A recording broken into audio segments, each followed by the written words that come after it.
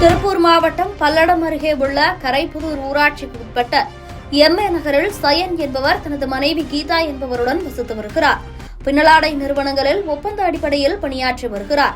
இவர் கடந்த 2 வருடங்களுக்கு முன்பு கோவையில் உள்ள சோழமண்டலம் என்ற தனியார் நிதி நிறுவனத்தில் தனது வீட்டை விரிவுபடுத்துவதற்காக பத்திரத்தை அடமானம் வைத்து 43 லட்சம் ரூபாய் கடன் பெற்று கூடுதலாக 6 வீடுகள் கட்டி வாடகைக்கு விட்டுள்ளார். 10 வருடங்களுக்கு கடன் தொகையை மாதம் 63,000 ரூபாய் என்ற விதத்தில் கட்ட வேண்டும்.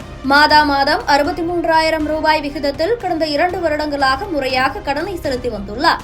கடந்த 4 மாதங்களுக்கு முன்பு சயன் உடல்நலக்குறைவால் பாதிக்கப்பட்டு சென்னையில் உள்ள தனியார் மருத்துவமனையில் சிகிச்சை பெற்று வந்துள்ளார். 4 மாதங்களாக கடன் தொகையை கட்டாததால் தொடர்ச்சியாக தனியார் நிதி நிறுவன ஊழியர்கள் கடனை கட்டச் சொல்லி போன் மூலமாக அழைத்துள்ளனர். சென்னையிலிருந்து திரும்பிய சயன் கடந்த 1 வாரத்திற்கு முன்பு 4 மாத கடன் தொகையை செலுத்தியுள்ளார். அந்த தொகை செயலாக்க கட்டணத்திற்கு சரியாகிவிட்டது என கூறி தனியார் நிதி நிறுவன ஊழியர்கள் மற்றும் வழக்கறிஞர்கள் என கூறி 30 பேர் சயன் வீட்டிற்கு வந்துள்ளனர்.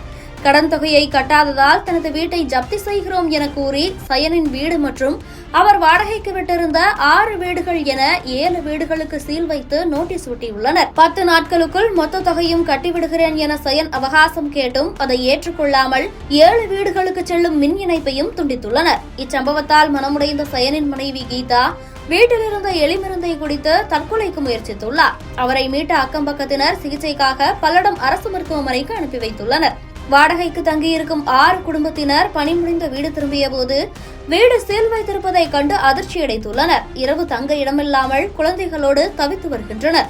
கடனை தாமதமாக கட்டியதால் தனியார் நிதி நிறுவன ஊழியர்கள் வீடுகளுக்கு சீல் வைத்து மின் இணைப்பை துண்டித்ததால் தண்ணீருக்கு கூட வழியின்றி தங்க இடமின்றி 7 குடும்பங்களும் தவித்து வருகின்றனர்.